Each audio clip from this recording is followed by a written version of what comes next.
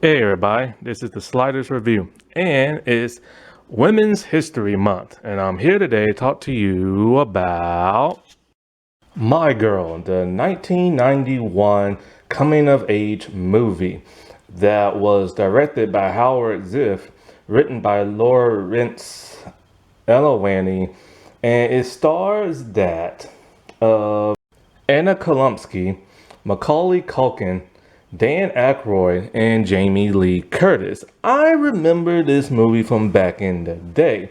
I actually saw it at some point in time after Home Alone, because Home Alone was the first movie I saw Macaulay Culkin in. And so when I saw this, I watched it on TV. Now, back in the day of like the 90s, if you made a theatrical movie, it would take about 5 years for it to show up on TV. Nowadays, it just pops up within like a month after the release. Times were so different back then. I remember watching this on TV and just falling in love with this movie. Now, one interesting thing about this movie is that normally movies are based on books, but they actually wrote a book based on the movie. And the writer took inspiration from like periods in her life and stuff. The movie had that of a $17 million budget and made 121 at the box office, coming in at number 2. It had a sequel that came out in 1994. I have yet to see the sequel. It's on Tubi. I might watch it if I have enough time. And right now, this movie is on Tubi, but it's finna leave by April and stuff. This is a instant classic and a feel-good movie that you just don't see nowadays. And the thing that's so unique about this movie, that since it's a coming-of-age movie, it deals with that of a little girl and her best friend.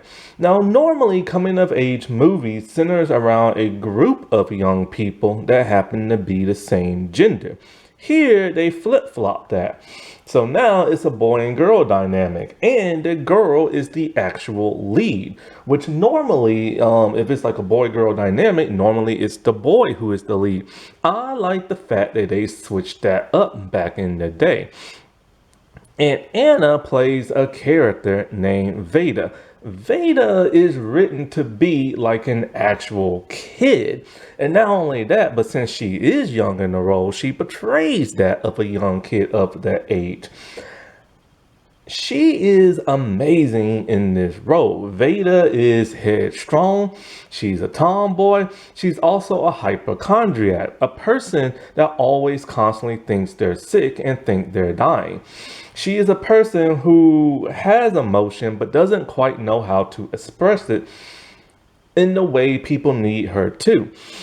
She's young, she's about to start puberty soon, and she's starting to have crushes on people that she shouldn't be having crushes on, but that's just how you are when you're a young kid. She deals with rejection, she deals with death, she deals with like the pain of losing her mother, but not quite understanding how to experience it.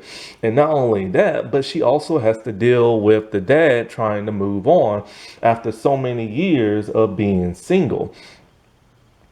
So all of this is just like rushing to her.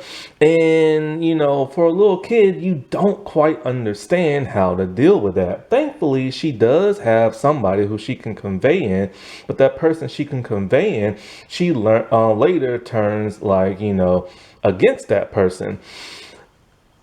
Anna's portrayal in this is just perfect, and I mean perfect. One of my favorite scenes is literally the grocery store scene when she's pissed and throwing like cans of food like in the grocery cart and stuff.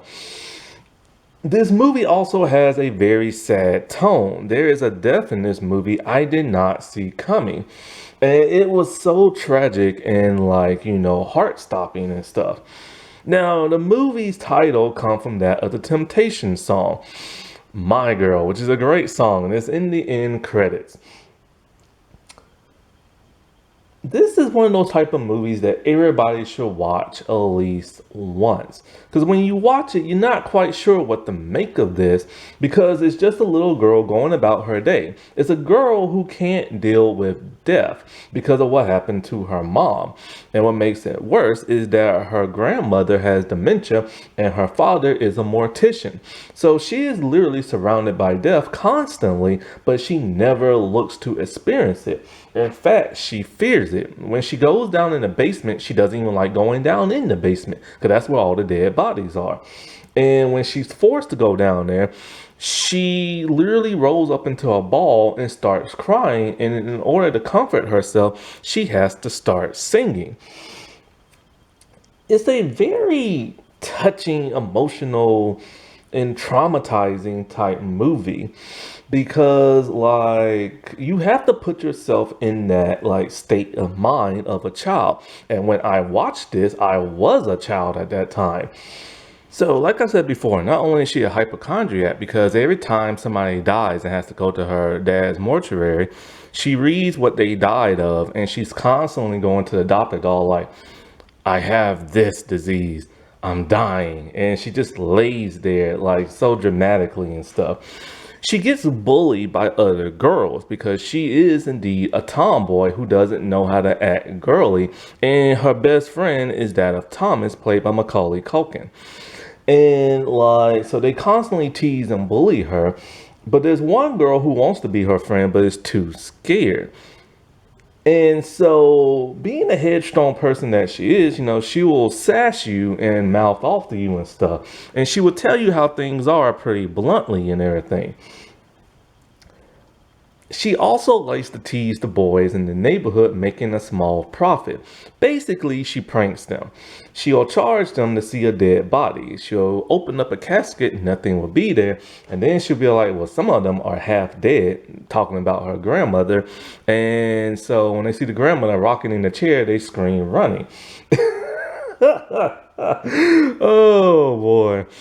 She also has a bit of daddy issues. He kind of neglects her because he doesn't quite know how to raise a girl and he's always into his work.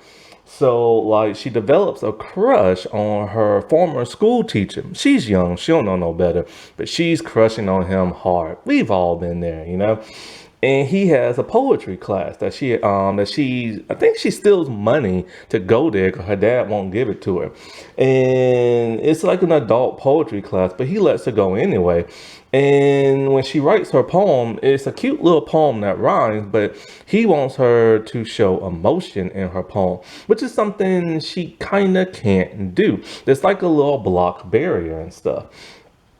But then, at one point when she runs away from home, she goes to his house to find out he's engaged. And of course, it devastates her because she's starting to become a woman. She even gets her menstrual cycle and it's like freaking out. And like, Jamie Lee Curtis, who plays Shelley, she is the only female figure that she has because her grandmother has dementia. And Shelly, is a makeup artist who started working at the mortuary and is going through a bad divorce and falls in love with her dad. At first, she's cool with her because she teaches her how to do makeup. And when she does that for the first time, she feels girly and pretty to the point where she starts acting provocative and posing in a very raunchy kind of way because she doesn't know no better. And this is what she's used to seeing like on TV and stuff. And so, like, she turns against Shelly because Shelly is falling in love with her dad, and she does not like that. But Shelly is literally the only, like, female figure she has in her life that's willing to actually be in her life. And so it's a weird state of emotion she's going in because she wants to hate her, but at the same time, she likes her. And they eventually do repair their bond and stuff. Now, her and Thomas are best friends. And people tease her talking about that's your boyfriend, but she would literally say, why would I want to kiss that ugly face? Right in front of him as he's there. Now, those two do everything together. They ride their bikes, they sneak out the house, they go into the woods. That's like their favorite place to hang out. It was so fun because this movie's set in the 70s. It was so fun just to see kids being kids and outside riding bikes and doing stuff as opposed to playing video games or watching something on the streaming site or being on the internet or being on their phones. That's what all you see little kids do nowadays. And it reminds me of the good old days when I used to go outside and play and stuff. And so, like, they're always in the woods. And at one point in time, they wonder what the first kiss would be like. So they share it and stuff. Like I said, it's a coming of age movie. And she's becoming a young woman. And so there's like a little beehive or wasp or something like that. They try to knock it down, get scared, run, right? And so, like, when she finds out that, like, her dad's engaged now, she contemplates running away, and then at some point she does run away to, like, her teacher's house, runs away from there because she finds out he's with somebody. So at some point in time, she has this mood ring that she loves, right? And she lost it, and she lost it in the woods. And so Thomas one day was in the woods and he saw it, but he didn't know the beehive had been knocked down. So this is the tragic part. The bees swarm and kill him. I never knew bees could do that, and I learned a valuable lesson and stuff. And I hate bees till this day. They're always in the bush when I'm trying to trim the bushes and stuff. And she doesn't know really how to deal with this. This is too much for her. Her best friend is gone. You know what I'm saying? Like, she doesn't have that, like, comfort blanket support no more. Because they literally did everything together. And I mean, they did everything together. And at some point, like I said before, she hates seeing dead bodies. And when she finally has the courage to see, like, her friend's, like, dead body, it helps her deal more with the death. And, like, and realizing that it's not her mom's fault, that, well, no, it's not her fault her mom died and all this other stuff. And because death was a really hard thing for her, because little kids don't understand it, and even when they're faced with it, they still don't understand it. But now she's able to better understand it because she now knows her friend is never going to be able to play with her no more. Like I said, it's a very unique movie that everybody should watch at least once in their life. I have no idea what the sequel is about, but the sequel came out at number 4 at the box office and probably didn't do so well. After that, at some point, Anna decided to quit acting and go to school. College, that is. And I remember she resurfaced again in the Hannibal TV series where she had to go back to acting class to remember how to act. Since then, she's been in a lot of stuff. Macaulay Culkin, as you know, quit acting many years ago after those Home Alone movies and stuff, and been dealing with family stuff, and pretty much now he's raising a family with Brenda Song.